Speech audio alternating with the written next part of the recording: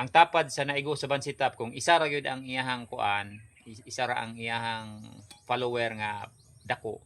So kadto ra gyud mabili. Hello guys, may hapon.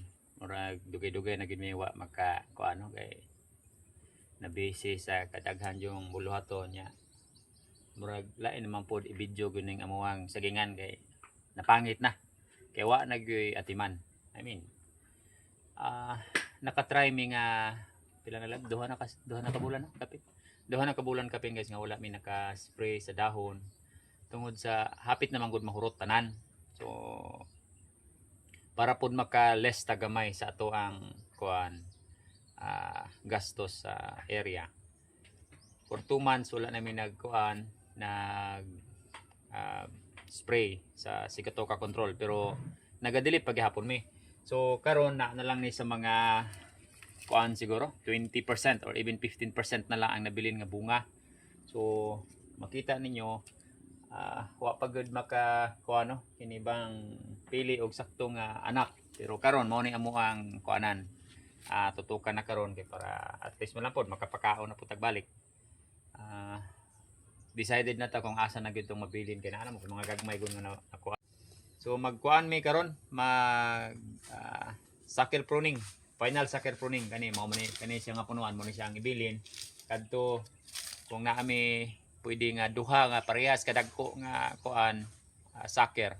Ibilin po na mo siya kay naa naman gyud nga naigo sa bansitap no. Then kung magkuan pa ta kini bang katong ang tapad sa naigo sa bansitap kung isa ra gyud ang iyahang kuan, isa ra ang iyahang follower nga dako. So kadto ra gyud mabilin pero kung pareha sila nga duha so might as well nga dili na lang nimo to siya tanggalon. Double na lang nimo ang pikas nga kuan nga punuan mo ni akong style karon and then ang katong naigo sa bansitap dili na lang namo to siya kuan ilisan kay ang ilis niya sa population is kadto nang sa doble ay mga doubles na mo. So mao ni ato ang gamit no, wala pa gyud gihapon mi na biya aning Biosit nga disinfectant and then gas prone gihapon kay ang uban man gud para sa ani kani ba pertining lagluma og kuan lalom kay ni siya og mao ni imong kuhaon niya mukaon man gud gihapon ni siya sa abono kung dili na to pud siya patyon. So para sa ako mas easier way paghihapon para sa ako do gasto lang gid sa gamay no kay siyempre mopalit tag gas mas mahal ba siguro ang gas kumpara sa crudo karon murag nasa 80 man siguro ang litro pero gamay ra man po kay mong magamit like ani pag putol nimo ana ra man then ato ang pangtuslok. So ngani naman ni guys ang kuan gas prone usually ginagamit yun ni siya sa katubang kuan bitaw plantilla ito pang tissue pa ang gitanong ba. So kani karon ang style lang ani is raman na siya bangagan na nimo sa gamay diri sa growing point niya then estimated nga ibutang namo is naara sa mga 5 ml sa kaning gas or 3 to 5 kung dako-dako mo na siya mga 5 pero yung ani lang gamay lang bisag 3 ml lang na siya okay na ang kuan lang nimo is malata tong iyahang growing point dili na siya makaturok og balik which is kung makaturok magud siya balik ngayon ani kuan lang nato putlon lang mas dako mas daghan ang iyahang i-consume nga kuan kaning abono kay para mag-regenerate siya. So ug magputol man lang galing kami kay sure na lang nga imuhang i-gaspron kay kung dili mas maipagwan nimo giputol lukaton gud siya dapat.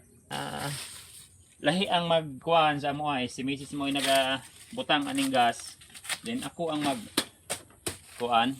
mag-select sa kaning ipasunod nato nga anak.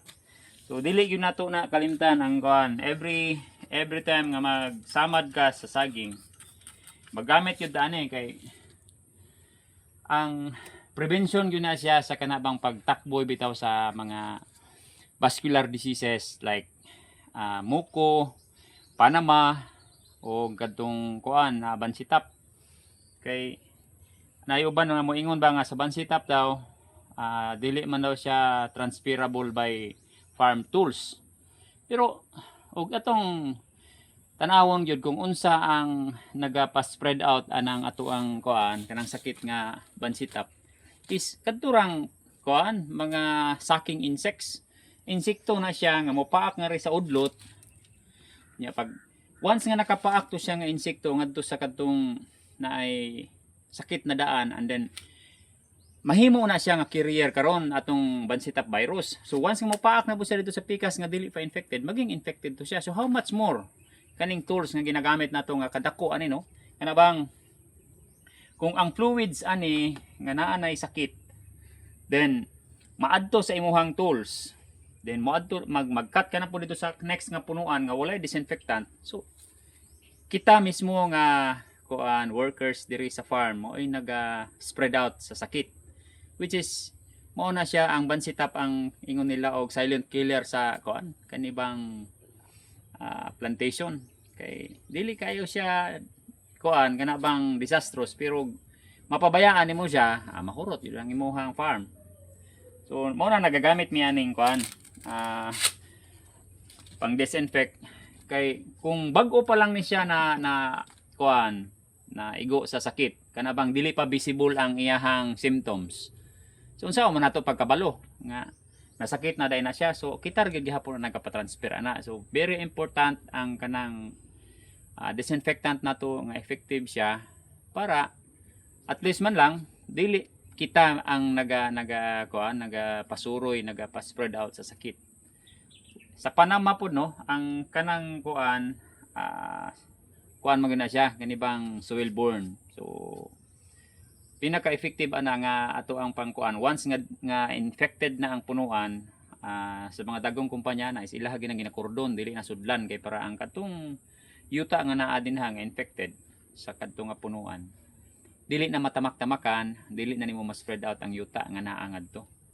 So mao na siya ang kuan, and then isa gihapon ang paggamit nato sa kuan kining disinfectant nga at least maka-prevent no nga di man siya gyud ingon nga totally maka-wipe out sa sakit, pero prevention mo nang ginaingon nila ba, prevention is better than cure. So katulang maayong hapon pag-usab.